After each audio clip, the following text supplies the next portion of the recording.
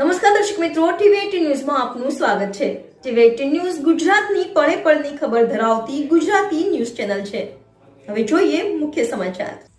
સુરત યુનિવર્સિટીમાં રેગિંગનો આક્ષેપ। વિનર્મદ દક્ષિણ ગુજરાત યુનિવર્સિટીમાં એક વિદ્યાર્થી દ્વારા અન્ય વિદ્યાર્થીનીને જાહેરમાં માફી માંગવા માટે મજબૂર કરાયા હોવાનો આક્ષેપ। પીડિતાએ લેખિતમાં ફરિયાદ નોંધાવી છે। યુનિવર્સિટીએ તપાસના આદેશ આપ્યા। યુનિવર્સિટીમાં વિદ્યાર્થીની પાસે માફી મંગાવી રેગિંગ કરાયાનો આક્ષેપ। 5 દિવસ પૂર્વેની ઘટના।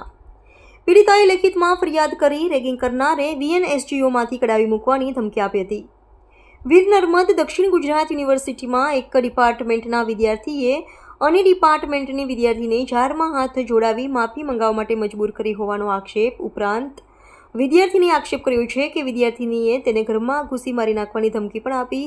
ફરિયાદના આધારે તપાસ શરૂ। યુનિવર્સિટી તપાસના આદેશ આપ્યા। તપાસ બાદ કાર્યવાહી કરવામાં આવશે।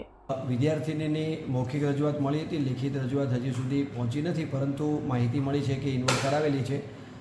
હવે એમાં વિદ્યાર્થીને જે કંઈ દબાણ કરવામાં આવે છે એ પ્રકારની એમની રજૂઆતો હતી અને એના ઉપર યુનિવર્સિટીના ધારાધોરણો મુજબ જે કંઈ UGCના પ્રિસ્ક્રાઇબ નોર્મ્સ છે એ મુજબ ચોક્કસ કાર્યવાહી કરવામાં આવશે। સર, કઈ રીતે દબાણ કરવામાં આવતું હતું?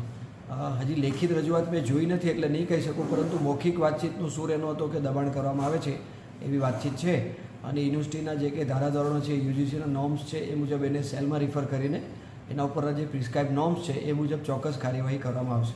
સર, કડક કાયદાના અભાવે ક્યાંક ને ક્યાંક વિદ્યાર્થીઓમાં ડર નથી રહ્યો?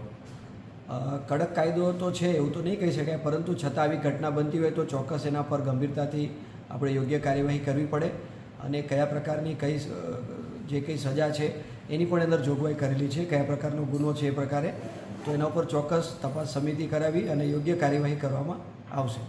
કઈ રીતે તપાસ કરવામાં આવશે આખી ઘટનાની?